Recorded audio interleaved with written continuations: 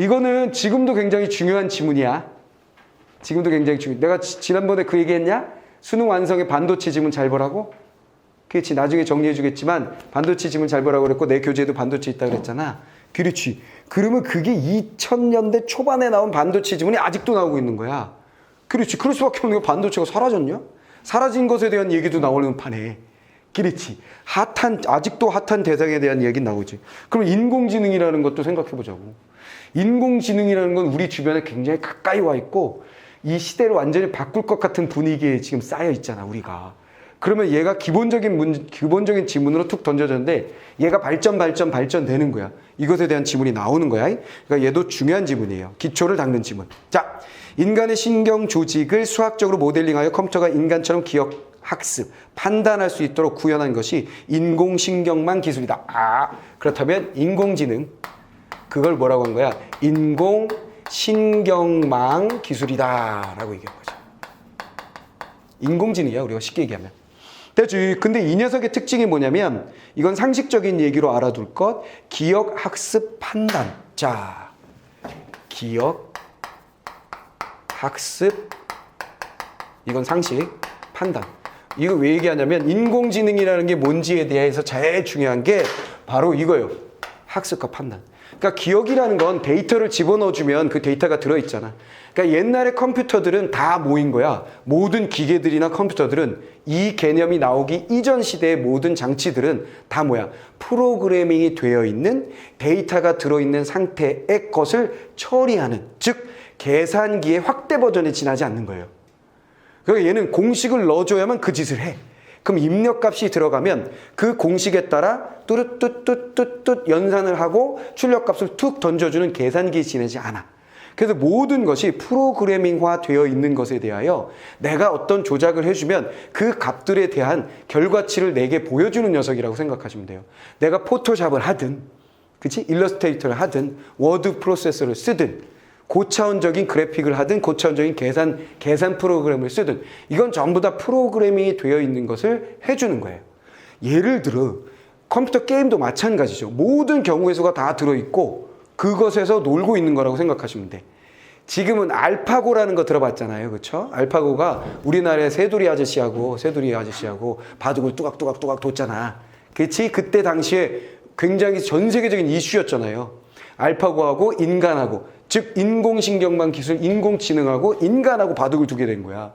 그렇지? 그럼 어린 시절에 내가 오락실에 가서 뭘 해봤었냐면 오목을 뒀었어. 1980년대. 1980년대 동네 오락실이 있었어. 응팔 이런 거 봤냐? 응팔? 응답하라 1988 막 이런 거 보면 거기 나올 거야. 거기 보면 그게 내 세대들이거든. 거기 보면 오락실 같은 거 나오는 거 있을 거야, 아마. 그렇지, 뭐 쏘고 그런 거. 근데 내가 오목이 있더라고. 그래서 한번 해봤어. 그럼 뚝뚝뚝뚝뚝뚝 해서 팅 놓으면 이제 걔가 놓는 거야. 그럼 몇 판 내가 이기다가 연장을 막 지고, 코인이 다 떨어지고 막 이런 과정이거든. 그러면 그 오목은 그때 바둑은 없는 거지. 왜? 경우의 수를 딱 집어넣고 판단해서 하는 연산 과정을 거치는 단순 컴퓨터의 수준이었기 때문인 거죠. 이해됐어? 근데 알파고는 어떤 상황이냐면 기억뿐만 아니라 데이터를 넣어주면 그걸 기억하는 건 너무나 당연한 거고 학습을 지가 스스로하고 지가 판단하는 거예요. 무슨 말 알겠어? 무슨 말 알겠어? 그러니까 또 하나의 인격체 같은 거야, 이 녀석이 완전히. 뭔 말인지 알겠지? 그래서 인공지능은 결국 뭐야? 학습 데이터를 주고 얘가 학습을 해서 깨우치는 것이기 때문에 얘가 뭔 짓을 하고 있는지 모르는 거야. 어떤 판단을 어떻게 해서 그 결과치를 내는지 모르는 거야. 나머지는 뭐야? 다 내가 준 공식에 의해서 뭐가 나오는 거거든. 이전의 것은. 근데 인공지능은 얘가 알아서 학습을 해서 판단을 하고 있는 것이기 때문에 어느 순간에는 얘가 왜 이러지? 무서워지는 거지. 내 말 이해했어? 이해했지? 자, 그게 제일 중요해요. 스스로 학습하고 스스로 판단한다. 그래서 알파고가 새돌이랑 싸우기 전에는 긴 시간 동안 계속해서 얘는 뭐 하고 있었겠어? 다른 짜잘한 애들하고 바둑을 뒀던 거예요. 유럽 챔피언, 유럽 뭐 저런 그 동아리 막 이런 사람들, 동호회 이런 사람들하고 붙었다 지고 아이 알파고 바보야 막 이런 거지. 응? 인공지능이 사람을 어떻게 이겨? 막 까불었던 거지. 무슨 말이겠어? 사람들이. 그러다가 이제 유럽 챔피언한테 체스는 이미 끝났고, 체스는 이미 오래전에 끝났고, 바둑이 이제 최후의 게임인 거지. 그래서 이제 유럽 챔피언도 지고 하니까 세계 챔피언으로 가려면 한중일이잖아. 그치, 한중일. 그치? 근데 일본은 좀 맛이 갔고. 그치? 일본은 좀 옛날엔 잘 나가다 맛이 갔고. 중국 아니면 한국인데 이세돌이 당시에 2등이었거든. 2위인데도 불구하고 알파고 1등하고 안 붙은 이유는 이세돌의 플레이가, 바둑두는 플레이가 좀 독특했다라는 얘기가 있어요. 얘가. 그래서 알파고랑 붙기엔 더 적절하다. 정석적인 것보다 얘가 번뜩이는 뭔가를 하는 거야. 그러니까 알파고하고 붙기에 아주 적절한 또라이지 얘가. 그래서 한번 해봐 이렇게 된 거지. 그래서 싸울 때는 당연히 5판 다 이길 거예요. 당연한 거 아니겠어요? 라고 얘기했으나 한 판 이겼죠. 딱 한 판 이기면서 예측을 전혀 할 수 없었다 막 이런 얘기를 하고, 그 한 판 이긴 것도 억지로 이긴 것 같다라고 얘기를 하고, 그러나 어쨌거나 제대로 학습이 끝난 완성체에 가까운 알파고와 싸워서 이긴 유일한 인간이 이세돌이가 됐어. 나머지 다 지닌 거니까. 뭔 말이겠어? 그래서 얘가 그 후로도 계속 알파고 2 막 이렇게 하다가 바둑은 이제 그만두는 거지. 왜? 둘 대상이 없잖아. 이제는 뭐야? 알파 인공지능끼리 싸워야 되니까 의미가 없잖아. 그래서 이제 끝내고 고를 빼고 알파가 되어서 다양한 것을 학습하고 있는 중. 알겠지? 이해됐지? 그러니까 얘는 사람이 뭔가 학습하듯이 학습을 하는 거야. 그 개념이 명확하게 잡혀야 되고, 그 다음에 얘가 어떤 식으로 인간의 신경 조직을 가져왔냐면 수학적이에요. 수학적 모델링. 그 다음에 신경 조직의 기본 단위인 뉴런인데, 자, 인공이니까 인간의 걸 가져간 거잖아요. 그럼 인간의 것이 무엇이냐면 바로 뉴런이라고 되어 있죠. 뉴런. 많이 듣던 거잖아. 뉴런, 신경세포. 뉴런을 그대로 흉내내서 인공신경망이 가져간 것은 뭐냐면 수학적으로 모델링한 퍼셉트론이라고 그랬어요. 따단 이걸 했다가 퍼셉트론. 그러하여 퍼셉트론이 결국 뭐다? 인간의 뉴런을 어떻게 했다고? 수학적으로 모델링한. 이게 반복되는 말이죠. 출제 포인트죠. 수학적으로 모델링한 것이다. 첫 단락은 아주 간단해요. 인공지능, 인공신경망은 인간의 뉴런을 흉내낸 건데 어떻게 했냐면 수학적으로 했어요. 포인트 끝났어. 첫 단락은 아주 간단하죠. 그 다음에 우리는 상식적으로 인공지능이라는 건 스스로 학습한다. 딥러닝 막 이런 얘기 나오잖아요. 스스로 판단한다. 이런 것들을 우리는 상식적으로 알자 그 얘기고요. 그 다음에 인공신경망이 A였네. 요게 A. 요게 A입니다. A 관계 정립해야 되겠고요. 자, 두 번째 단락. 퍼셉트론은 다시 잡았어요. B 해놓고 퍼셉트론은 자, 뉴런이야. 입력값들을 받아들이는 여러 개의 입력 단자와 C. 자, 입력 단자. 당연히 입력값을 받아야 되니까 입력 단자를 가지고 있는 건 너무나 당연한 거니까 얘는 그냥 당연한 정보야. 얘를 막 주목해야 될 필요는 없으나 주목할 정보는 사실은 뭐였냐면 여러 개라는 게 중요하죠. 자, 이런 건 문제로 잘 물어요.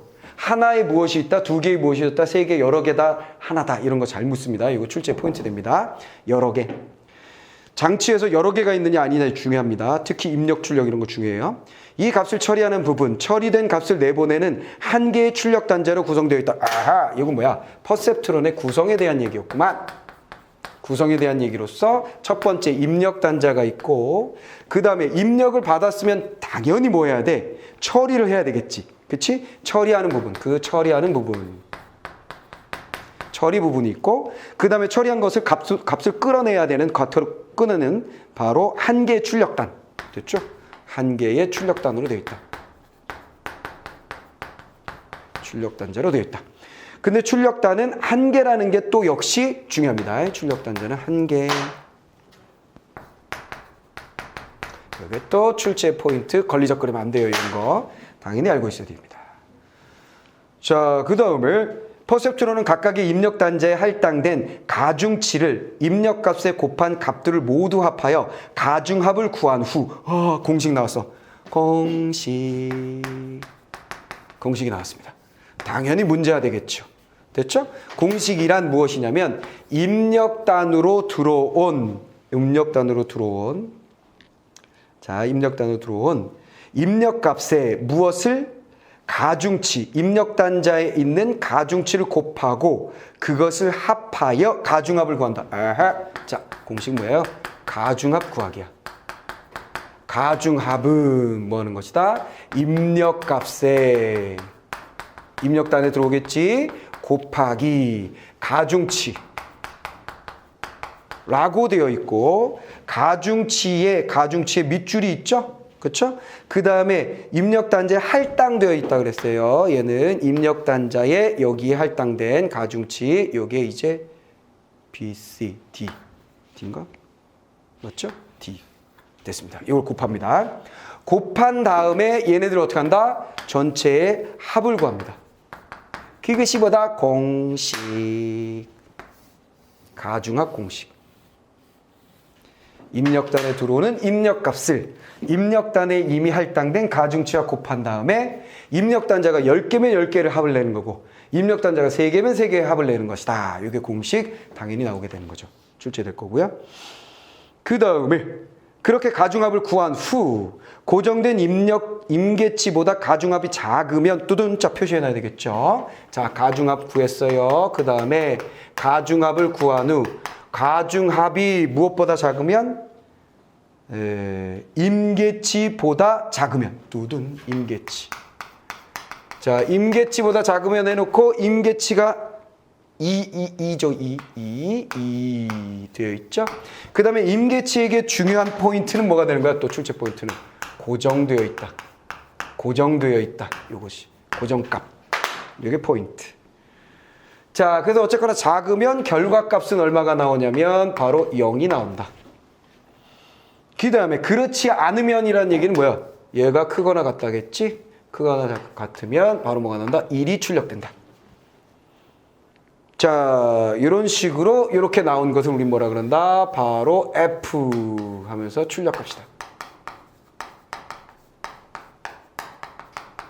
됐습니다.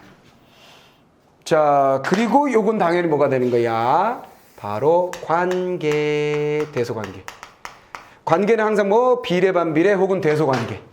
두 가지가 또 문제가 되는 것이지요. 자, 여기에 출제할 거리가 잔뜩이네, 여기. 그라지 공식이 있으니까 공식 나올 것이고 관계 나왔으니까 관계 나올 것이고 A, B, C, D, E, F 여기 몰려있네 땡큐. 멀리 있는 것보다 여기 몰려있으면 한 방에 풀어버릴 수 있으니까 땡큐지. 됐지? 바로 문제풀이로 들어갑니다. 첫 번째 문제풀이 A, B, C, D의 관계.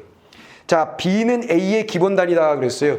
퍼셉트론은 인공신경만의 그렇지. 인간의 신경은 뉴런이 기본 단위인 것처럼 인공신경망의 A의 기본 단위는 퍼셉트론. 본문에 있는 얘기 맞죠? 기본 단위. 오케이. 1번 지우고.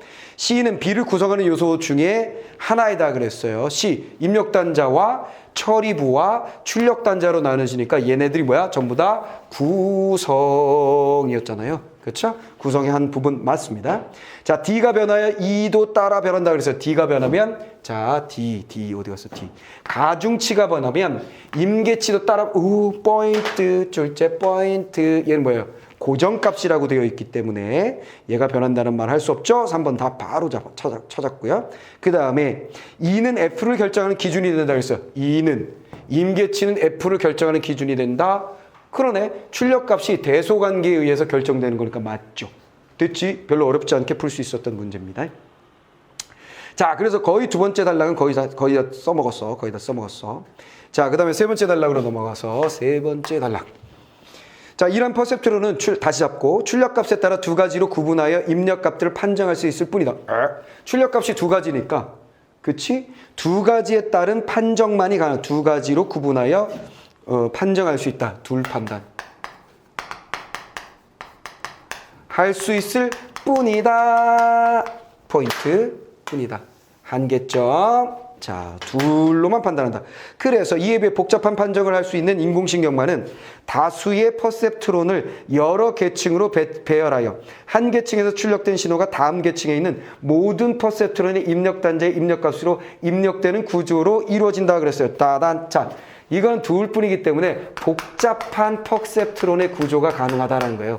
그렇죠? 그랬을 뿐이기 때문에 복잡한 녀석으로 하는데 이 녀석의 특징은 뭐냐면 다수가 계층으로 다수의 포인트 퍼셉트론이 포인트 계층을 이룬다.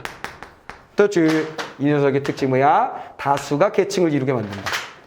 다수가 계층을 이루게 만든다. 그 다음에 여러분들이 놓치면 안 되는 게 뭐냐면 모든 퍼셉트론의 입력 단자의 입력값으로 들어간다는 거예요. 모든. 이게 중요한 포인트죠. 됐지? 한 계층에서 출력된 신호는 됐죠? 한 계층에 계층으로 나눈다 그랬으니까 계층이 여기 퍼셉트론, 여기 퍼셉트론, 여기 퍼셉트론 한 개, 두 개, 세 개, 네 개, 한 개, 두 개, 세 개, 네 개, 다섯, 여섯, 일곱, 여덟, 둘, 뭐 이런 식으로 돼 있다는 거. 퍼셉트론도 이렇게 돼 있다는 거지. 그럼 출력 단자가 몇 개요? 출력 단자 하나잖아. 쭉쭉쭉쭉 나오잖아. 쭉쭉쭉쭉. 그럼 얘네들 어떻게 되는 거야? 다 들어간다는 거야. 다 모든 것에 들어간다는 거예요. 어떻게 들어가는지 우리가 알 거 없어. 중요한 포인트는 뭐야? 모든 입력단에, 그렇죠? 출력된 것은 모든 입력단에 들어갑니다. 라는 게 하나의 포인트. 자, 이런 거 주의하시고 항상. 왜 주의하는 거냐면 일부냐, 모든이냐, 완전이냐, 부분이냐 이건 항상 출제의 포인트가 된다 그랬잖아. 숫자, 개수, 카운트할 수 있는 거 이런 걸 가지고 자꾸 선택지를 오답을 만들고 있단 말이야. 치사하게 이것들이. 뭐만 알겠어? 그래서 우리는 너희들 그럴 테면 그래 봐라 하고 미리 준비하는 것이죠. 알겠죠? 자, 그래서 모든 부분, 개수 이런 것들은 항상 놓치지 않고 체크할 수 있도록 노력하시면 되겠습니다. 이런 인공식명을 가장 처음에 입력값을 받아들인 퍼셉트론은 입력층. 아하, 최초의 층을 뭐라 그랬나요? 여기. 계층으로 되어 있다고 그랬는데 어떻게 생겨먹은지 모르겠고 내가 내 교재에는 이걸 가상으로 몇 개 그려주긴 했어. 입력층. 여기가 입력층이 되고 여기는 출력층이 된다. 이렇게. 그럼 복잡한 뭔가 학습과 복잡한 판단을 할 수 있는 녀석이 만들어지는 모양입니다. 어떻게 되는지 우린 몰라. 얘에 대해서 그냥 숫자나 모든이나 막 이런 것만 보면 돼. 자, 그래서 여기서 머릿속에 그려지진 않지만 단순하게 둘만 판단하는 게 아니라 복잡하려면 다수의 퍼셉트론이 계층을 이루는데 입력층과 출력층으로 나뉘어져서 이렇게 계층별로 될 것이다.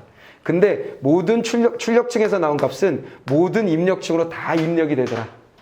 일부로만 가는 게 아니라 그 얘기예요. 됐죠? 왠지 뭔지는 몰라 우리는. 자, 그 다음에 이제 네 번째 단락으로 한번 들어가 볼까요? 자, 네 번째 단락으로 들어가 봅시다.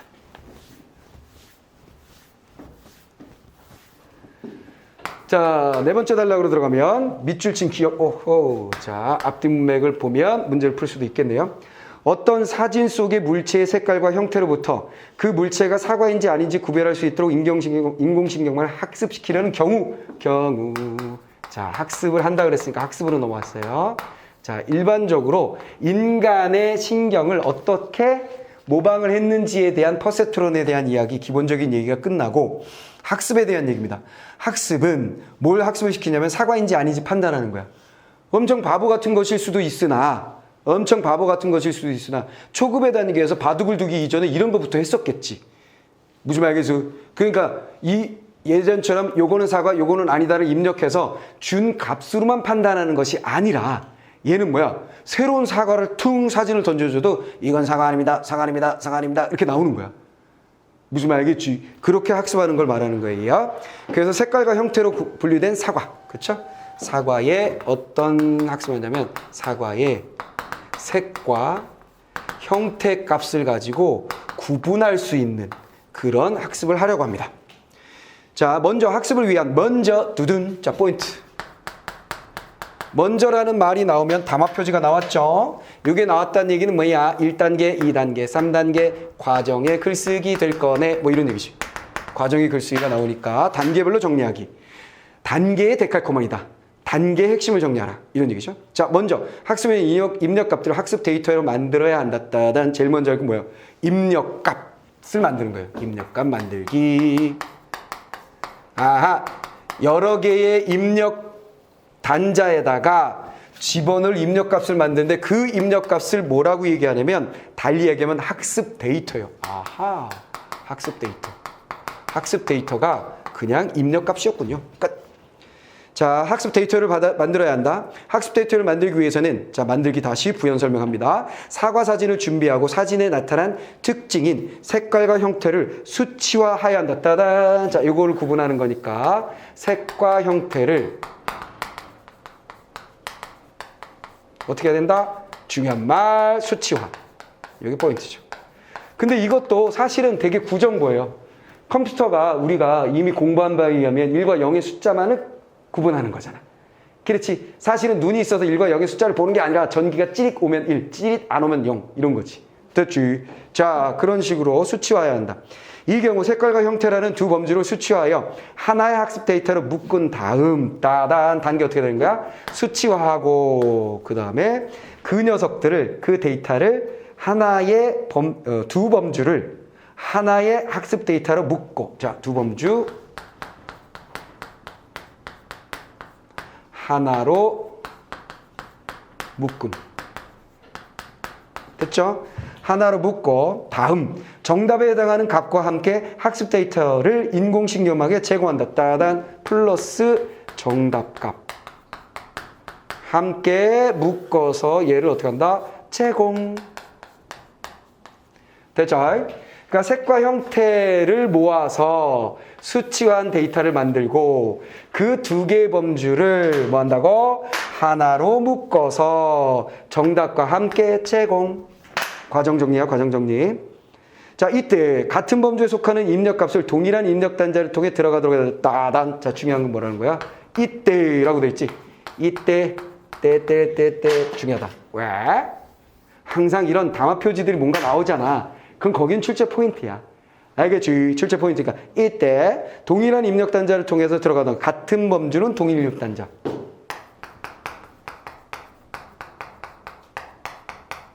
동일 단자로 들어간다. 어떻게 들어가는지 우린 그림이 안 그려져. 그냥 우린 포인트만 잡는 거야. 아, 같은 범주는 동일 단자? 근데 여기서 헷갈리는 게 생겨버렸지. 뭐냐면 색깔과 형태로 수치화한다. 두 범주. 두 범주. 하나로 묶음이라고 돼 있잖아. 이해됐지? 근데 이게 뭐야?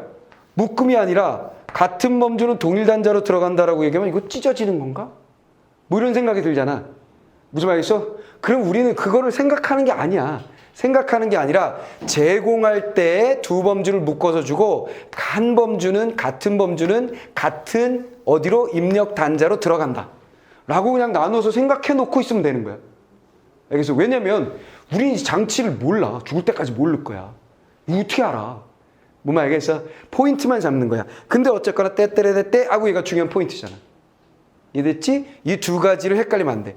근데 많은 학생들이 얘를 헷갈린 거지. 하나로 묶는 것과 같은 범주는 동일한 단자에 넣는 것과. 무슨 말이겠어? 이해됐어? 응. 자, 이것이 공존할 수 있냐? 공존할 수도 있어. 두 범주를 하나로 묶어서 제공하면 이거지. 너희들이 공부하려고 학원에 뜨고 온 거야. 근데 여기서 국영수, 과탐, 사탐 다 해준다. 너희들 선택 과목이 뭐야? 국영수, 탐구 2개, 큰일 날 뻔했네. 한국의 역사. 그래서 6과목이잖아. 무슨 말이겠어? 그럼 어떻게 하는 거야? 6과목을, 책을 묶어가지고 탁 이렇게 주지. 제공. 그럼 너희들이 뭐야? 퍼셉트론이잖아. 인공지능의 모델이 되는 인간지능이잖아. 그치? 인간지능한테 이렇게 제공하면 여러분들 어떻게 하는 거야? 아, 많다. 그래놓고 분야별로 이렇게 꽂아놓는 거지. 무슨 말이겠어? 그래놓고 이렇게 집어넣는 거지. 알겠어? 난 수학 집어넣고 있어. 한 곳에 막 집어넣는 거지. 뭔 말인지 알겠지? 그런 과정이라고 생각하면 돼. 자, 그 다음으로 넘어가서 포인트 잡기를 하면 돼. 포인트 잡기. 자, 그리고 사과 사진에 대한 학습 데이터를 만들 때는 정답인 사과이다에 해당하는 값을 1로 설정하였다면 출력값이 0은 사과가 아니다를 의미한다. 뜻은 자, 정답에 대해서 부연 설명했지? 여기서 정답이 만약에 1로 되어 있다면 사과다가 되고 정답이 1로 되어 있다면 0은 사과가 아니다가 된다. 뭐 이런 얘기예요. 됐지? 정할 수 있다는 얘기네. 정답값을 이렇게. 끝. 됐지? 어렵지 않아. 어렵게 생각되는 건 왜 어렵냐면 이게 무슨 말인지 몰라서. 머릿속에 그림이 안 그려지니까. 이 장치가 깔끔하게 그려지지 않는다고. 알겠어? 코일과 자석을 놓고 모터를 보여주는 게 아니라는 거야, 이게. 무슨 말이겠어? 코일과 자석을 놓고, 응? 여기 자력이 있어가지고 얘가 이렇게 뜬다. 떠가지고 얘가 빽빽 돈다. 막 이런 게 이게 아니라는 거야. 뭔 말 알겠어? 그건 눈으로 이렇게 보이잖아, 눈으로. 근데 얘 안 보여. 뭔지 모르겠어. 그림도 없어. 그냥 답답한 거지. 그럴 때 우린 뭐야? 출제 포인트만 그냥 정리해 놓으면 된다. 자, 이제 5번째 단락, 마지막 단락 한번 정리해 볼게요. 자, 인공신경만의 작동은 크게 학습 단계와 판정 단계로 나는, 학습이란 얘기가 나왔는데, 학습이 아직 시작도 안 했어. 뭐만 한 거야? 데이터 제공까지 한 거야. 그러면 이제 진정 학습 단계가 들어갑니다.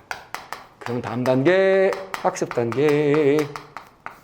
자, 학습 데이터를 주는 것도 수치화, 묶어서 제공, 그 다음에 동일 단자에 같은 범주가 들어감까지 3개로 1, 2, 3 3개로 넘어간 거고 단계별로 정리된 거고 과정으로 학습 단계. 학습 데이터를 입력층에 입력 단자에 넣어주고 따단. 자, 이걸 바로 들어가는 거죠. 이렇게. 그렇죠? 데이터를 입력 단자에 넣어주고 어떻게? 동일 범주는 같은 구멍에 넣어주고 자, 학습 단계는 학습 데이터를 입력층에 입력 단자에 넣어주고 출력층에 출력값을 구한 후 그냥 바로 출력이네. 출력값과 정답에 해당하는 값의 차이가 줄어들도록 가중치를 갱신하는 거다. 아하, 입력 단자에 넣어준 다음에 출력값을 받아. 출력값을 받은 다음 당연한 얘기지. 출력값을 구했는데 그것이 정답과 차이.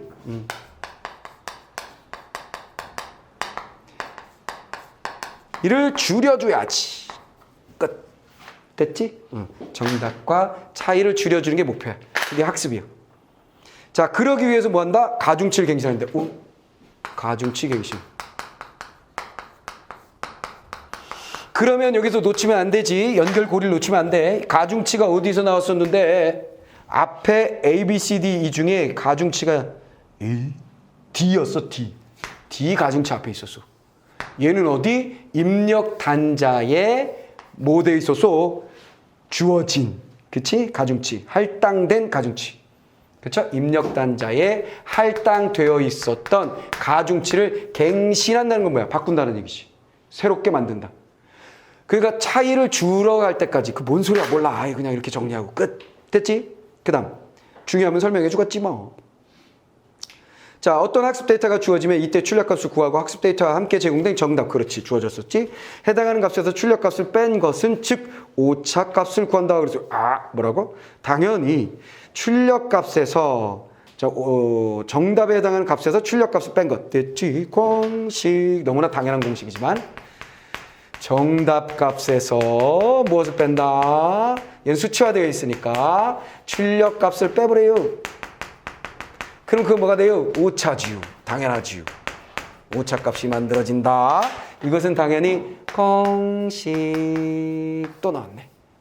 너무나 당연한 공식. 구정보와 같은 거지 이건 뭐. 이미 알고 있는 거. 언제나 이렇잖아. 그렇지? 요거 우리 올해에는 어디 있냐고? wearable sensor. 우리 전에 했었던 거. 오차값 나왔었어. 오차값. 됐지? 오차값. 자, 오차값을 구해준다. 그 다음에 이 오차값의 일부가 뚜둔짜 오차값을 다시 받은 다음 이 오차값의 일부가 포인트. 전부냐 부분이냐? 일부가 포인트. 일부가 출력층의 출력 단자의 출력층의 출력 단자에서 입력층의 입력 단자 방향으로 되돌아가면서 각 계층의 퍼셉트론의 별로 출력 신호를 만드는 데 관한 모든 가중치들에 더해지는 방식으로 가중치가 갱신. 갱신 얘기구나.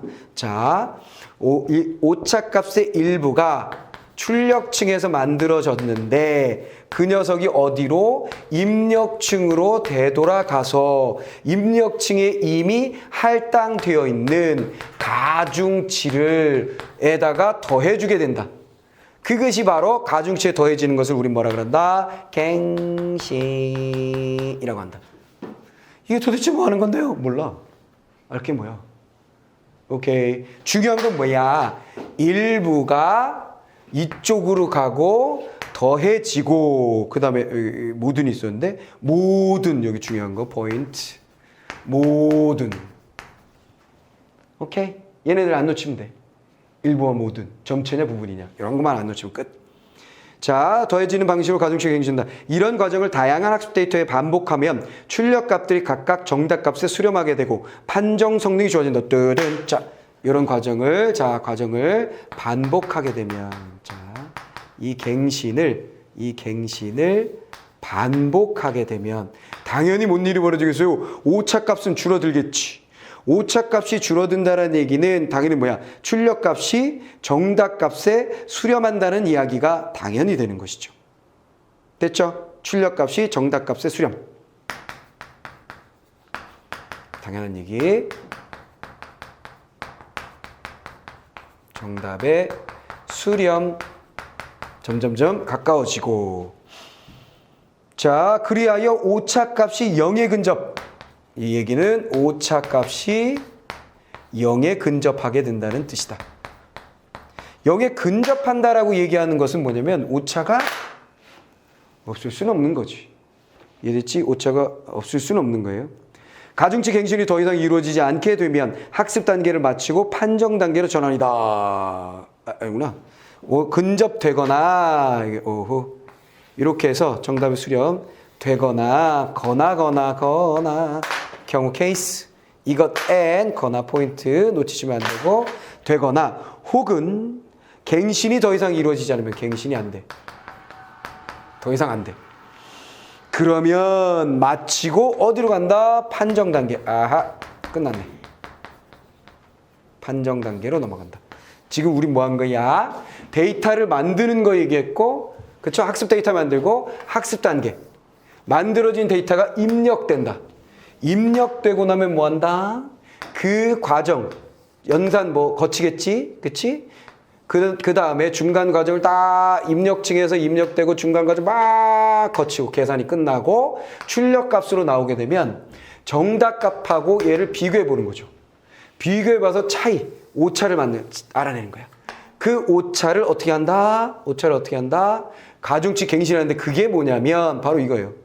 정답값, 오차값, 이 오차값의 일부를 입력층으로 돌려보내서 모든 가중치에 더해 부르는 것, 그것이 바로 갱신. 됐죠? 자꾸 갱신을 반복하다 보면 정답값에 수렴해질 것이고 수렴하다가 0에 어지간히 근접했거나 케이스 1. 두 번째, 이제는 더 돌려봤자 갱신이 안 된다면 더 해봤자 소용이 없는 거잖아. 거기서 멈춰야 되는 거지. 얘가 최대치구나, 얘가 이게. 그렇지? 그리고 나면 이제 판정하는 거야, 판정. 사과 보여주는 거지, 사과. 새로운 거. 무슨 말이겠어? 이해됐어? 그 정답이 만약에 1이 나오면 무슨 말이겠지? 사과 딱 보여주고 인공지능이 띵, 1 땅 뜨면 뭐야? 오, 이 맞췄네. 배를 딱 보여주는데 띵, 1 딱. 아씨, 망했다. 이렇게 되는 거지. 다시 시작. 이렇게 되는 거지. 내 말 이해됐지? 자, 그 과정을 여러분들이 잘 정리하는 거예요. 그래서 이 지문의 어려운 점은 머릿속에 그림이 안 그려진다는 거예요. 무슨 말이겠어? 이 장치가 절대로 그려지지 않는다는 거지. 그래서 내가 좀 그림 좀 그려놨는데 내 나름대로 여러분들 그거를 참고하시면서 이해를 도우시기 바라고요. 첫 번째 문제는 풀렸고요. 자, 두 번째 문제 한번 볼게요. 이해로 적절하지 않은 거. 퍼셉트는 출력 단자는 하나다. 포인트 나왔지. 그치? 출력은 하나고 입력 단자는 여러 개다. 출력층의 출력값이 정답에 해당하는 값과 같으면 요거 공식 정답값 출력값 같으면 당연히 오차값은 뭐가 나와? 0. 됐네. 입력층의 퍼셉트론의 출력에서 출력된 신호는 다음 계층의 퍼셉트론의 입력값. 그렇지, 뭐라고 했어? 입력층에 들어간 값은 모두 출력층으로 넘어간다라고. 이거 지웠네. 됐지? 아까 그거 중요하다 그랬잖아. 그치? 모두 입력층으로 들어간다. 출력층에 나온 값은 다음 단계의 입력층으로 들어간다. 자, 됐고요. 퍼셉트론은 인간의 신경 조직의 기본 단위 기능을 수학적으로 모델. 그렇지? 첫 단락의 포인트는 수학적인 거밖에 없었어. 반복되는 말 수학적으로 그거밖에 없었어. 포인트 끝. 가중치의 갱신은 방금 본 거. 입력층의 입력 단자에서 출력층의 출력 단자 방향으로 방향 뭐야? 출력에서 입력으로 가야지. 됐지? 반댈세. 답 끝. 단순하지? 단순한 문제였어. 자, 그 다음에 기억에 대한 추론한 것으로 적절하지 않은 것은 뭐냐 그랬어요. 하다 보니까 끝까지 갔는데 요거였어요. 요거. 사과의 색과 형태를 거시기 하는 학습을 한다고 해보자. 요거. 됐지? 학습을 한다고 해보자. 시키는 경우. 학습 데이터를 만들 때에는 색깔이나 형태가 다른 사과의 사진을 선택하는 것이 좋겠군. 당연히 구별이 되는 데이터를 제공해 줘야지. 똑같은 걸 100개 주면 뭔 의미가 있어? 그럼 걔는 딱 그 똑같은 사과를 봤을 때만 사과라 그럴 거 아니야. 됐지? 다양한 사과들을 제공합니다. 차이가 나는. 학습 데이터에 두 가지 범주가 제시되었으므로 그렇지. 사과 형태, 자 색과 형태. 입력층의 퍼셉트로는 두 개의 입력 단자를 사용하겠군. 그랬어요. 아, 왜? 같은 범주는 동일한 단자 들어간다 그랬으니까. 됐지? 두 개의 범주니까 두 개의 단자를 사용하겠네. 그렇게 보면 되는 거고. 색깔에 해당하는 범주와 형태에 해당하는 범주를 분리하여 각각 서로 다른 학습 데이터로 만들어. 여기 뭐야? 묶어서 제공. 묶어서 제공. 데이터는. 그렇지. 그러니까 요것도 써먹고 요것도 써먹고 각각 다르게 써먹었네. 됐지. 묶어서 제공. 가중치가 더 이상 변하지 않는다는 게 오호 두 번째 단계. 사과인지 아닌지 구별하는 학습 단계가 끝났다고 볼 수 있겠군. 됐지? 됐지? 요거. 예, 요거나 요건 끝난 걸 가르쳤잖아. 그치? 요거니까 끝난 거 맞죠? 학습 데이터를 만들 때 사과 사진의 정답에 해당하는 값을 0으로 설정하였다면 출력층의 출력 단자의 0 신호가 출력되면 사과이다. 정답이 0이면 사과. 아까는 정답이 1이면 사과다. 0이면 사과가 아니다. 이렇게 된다 그랬잖아요. 됐지? 그거죠? 맞다. 단순하죠? 단순하지? 자, 근데 사실은 이게 처음에 2016년도에 이런 지문이 처음에 나왔을 때 애들은 엄청나게 당황했어요. 도대체 읽으면서 집중이 안 돼요. 뭐가 뭔지 모르겠어요. 막 이러는 거지. 근데 여러분들 세대, 그 세대의 여러분들의 선배와 여러분들의 세대는 많이 달라진 거지. 이런 것들을 계속 풀어오고 있거든. 그러지. 그리고 이런 것에 맞게 또 가르치고 있고 선생님들이. 그치? 이런 거 이해하는 거 아니야. 자, 핵심만 딱딱딱딱 잡아. 그냥 풀어. 이렇게 되는 거지. 그래서 내가 중점적으로 한 것은 이걸 이해하는 게 아니라 어디가 지금 출제 포인트가 될 것인지에 대해서 내가 계속 얘기하고 있는 거예요. 아시겠죠? 자, 이런 문제 풀 수 있어야 됩니다. 자, 그러면 이제 공식을 가지고 푸는 문제, 3점짜리 문제 한번 해볼게요. 그리고 이게 나왔을 때 어느 학원인가 뭐 어떤 선생이 친구가 무슨 뭐 이공계 뭐 박사라 어쨌거나 그래가지고 이 마지막 문제에 오류가 있다라고 막 강의에다 막 얘기하고 그러는 바람에 난 그걸 요즘 말로 그 전문 용어로 어그로를 끈다 이렇게 말하고 싶어요. 야, 씨, 국어에서 왜 말이 안 되는 소리지. 무슨 말겠어? 여기에 분명 과학적으로 이 장치를 연구하는 사람이 봤을 때 이건 말이 안 되는데 아무 의미 없어. 우린 뭐만 하면 돼? 지문에 있는 내용으로 조건에 맞게 얘를 풀 수만 있으면 그건 잘 내는 거야. 무슨 말해서 실제 퍼셉트로는 이렇지 않은 것과 이런 것과 아무 상관없어 우리는. 얘는 국어의 문제지 여러분들에게 인공신경망 너들 아니 이 문제가 아니라고. 그러니까 완전히 국어 선생이 국어의 핵심을 잘못 파악하고 있었던 스토리였죠. 그러시면 안 돼요 여러분들도. 자, 아래 외와 같은 퍼셉트로는 B를 이용해서 학습시키고자 한다. B가 데이터인가? 자, 입력 단자는 3개. 입력 단자, 그러니까 그림 거야 입력 단자. 가상으로 이렇게 생겼을 거다라고 생각하고 그려보는 거예요. 출력 단자는 뭐 말 안 해도 당연히 1개의 출력 단자를 가지고 있겠죠. 됐습니다. 입력 단자는 3개의 A, B, C가 있다. 또돈돈. 자, 여기는 A, 여기는 B, 여기는 C의 입력 단자가 있습니다. 됐죠? 머릿속에 그리는 거예요. 현재 가중치는 입력단에 이미 부여되어 있는 값이죠. 그래서 A에는 0.5, B는 얼마야? 0.5? 0.5, C는 0.1 이렇게 줬어요. 돼버렸지? 가중합이 임계치 1보다 작으면 임계치 관계 나왔네. 관계 가중합을 구할 것인데 가중합 공식 써먹어야 되죠. 가중합이 임계치가 주어졌습니다. 임계치 고정된 값이죠.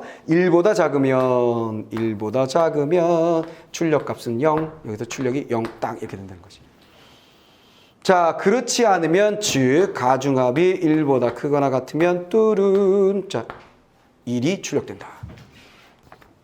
됐죠? ABC에 입력되는 학습 데이터는 1, 0, 1이랍니다. 됐어요? 아하, 여기는 뚝 1이 들어가고 여기는 뚝 0이 들어가고 여기는 뚝 1이 들어간다. 돼버렸죠? 자, 됐습니다. 학습 데이터와 함께 제공되는 정답값은 1. 따단 정답은 1. 이렇게 나오면 맞네. 그치? 정답값 1이 되는 거네. 정답 1. 자, 끝나버렸습니다. 자, B에 학습시키기 위해서 판정 단계를 먼저 거쳐야겠군. 뭐야? 학습 데이터를 만들고 학습을 시키고 더 이상 갱신이 안 되거나 영에 엄청 수렴했을 때 뭐 한다고 그랬어? 판정으로 가는 거지. 야, 이거 사과야 아니야? 이거 한다는 거지. 이제서야. 됐지?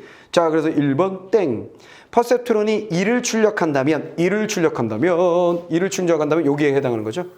됐죠? 크거나 같다라고 했으니까 1을 출력한다면 가중합이 1보다 작았기 때문에 가중합이 1보다 작았기 때문이겠군 그랬어요. 1을 출력한다는 것은 가중합이 1보다 작은 아닌데? 밑에 건데? 판델세 뭐야? 복잡할 거 알았더니 별거 아니네. B로 한번 학습시키고 B로 요 데이터를 집어넣어서 요것과 요것을 가지고 데이터와 정답값을 제공하여 학습을 시키고 나면 가중치 A, B, C가 모두 늘어나 있겠군. 늘어나려면 당연히 어떻게 되는 거야? 정답값이 안 나와야 되지. 그래야 가중치 갱신으로 갈 거 아니야. 오차가 생겨야 이 3번 선택지의 포인트는 자 3번의 포인트는 모두 늘어났다는 얘기는 늘어남. 뭐가 늘어났다는 거야? 바로 가중치가 늘어났다는 거잖아. 가중치가 늘어났다라는 얘기는 바로 뭐야? 갱신이 일어났다는 것이고 갱신이 일어나려면 바로 뭐야? 반드시 오차가 생겼다는 얘기입니다. 정답이 안 나왔다는 얘기죠. 그러면 우리는 죽어나서나 어쩔 수 없이 뭘 할 수밖에 없어? 공식 써먹을 수밖에 없겠네. 자, 곱해요. 0.5하고 1하고 곱해요. 그럼 0.5죠. 곱해요. 0이죠. 곱해요. 0.1이죠. 가중합은 0.6 띵 됐지. 따제. 그럼 0.6 또론 됐지? 1보다 작아서 얘는 0이 나오겠네요. 됐죠? 0이 나올 거예요. 실제로는. 자, 그래서 0이 나왔으니까 당연히 정답하고 일치하지 않잖아요. 그러므로 이 사이엔 뭐가 존재했을 거예요? 오차값이 있었겠지 뭐. 그 오차값은 어떻게 된다? 다시 출력부에서 입력부로 올라가서 얘네들에게 더해지겠지. 모두에게 더해지겠지. 얘 돼버렸지. 간단히야. 늘어나 있겠군. 오케이, 맞아요. 얼마가 늘어나는지 알게 뭐야, 우리는. 됐지? 오차가 있냐만 보면 되는 거지. 여러 차례 반복해서 학습시킨 퍼셉트론의 출력값은 0에서 오케이, 당연히 뭐야. 여러 번 반복하면 점점 오차값, 출력값은 가만 있어봐. 아니지. 오차값이 0에 수렴해야지. 얘는 정답값이 얼마야? 1이잖아. 그러면 오히려 1에, 그렇지? 출력값은 1에 수렴해야 되고 그렇겠죠? 정답이 1이니까 정답에 수렴하거나 아니면 오차값은 0에 수렴해야지. 잘못 읽으면 큰일 나요. 내가 잘못 읽었네. 학습 데이터를 한 번 입력했을 때 그에 대한 퍼셉트론의 출력값은 1이겠군 그랬어요. 지금 방금 했잖아. 0 나왔는데? 됐죠? 엄청 간단한데요?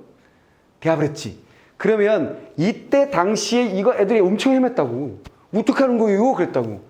근데 지금 여러분들의 수준에서 보면 뭐야 이거? 단순한데? 이럴 수 있다는 거지. 왜? 이거보다 훨씬 어려운 게 그 후로도 계속 나왔거든. 그러니까 여러분들 단련이 된 거야. 오케이. 그러면 요번에 9월에 나왔었던 거 우리 했었던 거 있잖아요. 여기 A, B 말고 왔다 갔다 하던 거 있지. 그지? 댐핑값 곱하는 거. 비교해보면 얘하고 비교해보면 어떤 게 더 쉬운 것 같아요? 퍼셉트론이 쉬운 것 같아요? 얘가 쉬운 것 같아요? 사실은 얘가 산수가 거시기해서 그렇지 이 댐핑값 요거 중요도 계산하는 거 얘가 산수가 복잡해서 그렇지 사실은 과정은 얘가 훨씬 단순한 거예요. 왜냐면 얘는 가중합을 구하고 정답과 비교하고 오차값이 나오고 단계는 얘가 많은 거야. 문제풀이 과정에서 숫자적인 계산을 해서 푸는 것이 딱 한 번만 이루어진다라는 차이. 그것 때문에 그렇지 사실은 얘가 더 복잡하긴 한 거예요. 복잡한 내용을 쉽게 내준 거야. 알겠지? 본문에 있는 내용만 가지고 몇 개를 떨궈버릴 수 있게 해준 거지. 근데 순수해졌지, 문제가. 닥치고 계산하세요. 이렇게 된 거지, 이건. 무슨 말이겠어? 이해됐어? 그래서 가뜩이나 수학 문제 풀 때도 덧셈 곱셈 틀려가지고 틀리는데 젠장. 국어 시간에도 내가 여기 내가 이걸 일을 더 했어야 되는데 이렇게 되는 거지. 망하는 거지. 이해됐어? 신중해져야 됩니다. 이런 식으로 뭔가 약간 변모된 거예요. 알겠냐? 알겠지? 어렵지 않지? 어렵지 않지? 자, 오늘의 이 지문에서의 포인트는 여기서 여러분들이 가져가야 할 만한 지식은 제일 처음에 얘기했었던 인공지능이라는 것에 대한 이해예요. 걔는 스스로 데이터를 제공해주면 연락에 학습을 해서 지가 막 성장한다는 거야. 어디까지 성장할지도 모르겠고 어떤 판단을 내릴지도 모르는 거예요. 무슨 말이겠어요? 그리고 또 하나 딱 더해줄 건 뭐냐면 얘네 오해하지 마세요. 인공지능은 반드시 뭐가 있죠? 인간보다 뛰어날 뿐 오차가 있습니다. 무슨 말이야, 계속. 신이 아니야. 무슨 말인지 이해하지? 이해하지? 그래서 인공지능에 뭔가를 맡기게 되면 그런 거 있잖아. 인공지능 자동차가 움직였는데 사고가 났대요. 그럼 거봐. 그럼 잘못이야. 영국에서 암을 진단하는데 인공지능을 이용한 적이 있었어. 근데 몇 %가 오진이 나온 거야. 그치? 그럼 거봐. 하지만 인간이 운전했을 때 사고 확률이 훨씬 높고요. 인간 의사가 진단했을 때의 오진율이 훨씬 높아요. 근데 우리는 기계장치니까 인공지능 대단한 것들 아니요. 그러면 제로여야 된다고 생각하는 거지. 그래서 여기는 분명 오차값이 0에 수렴하게 되는 것이고 정답에 수렴하게 되는 것이지 딱 나올 때까지 하는 게 아니야. 그게 기본적 상식. 오해하지 말라는 기본적 상식. 이해됐지? 나머지는 뭐야? 포인트, 핵심 잡는 연습. 그래서 모두, 부분, 하나, 두 개, 세 개. 어디서 어디로. 이런 것들을 작과서 이렇게 문제로 내는구나, 전통적으로. 이걸 알면 훨씬 쉬워진다는 거지. 내 말 다 알아보겠지요? 자.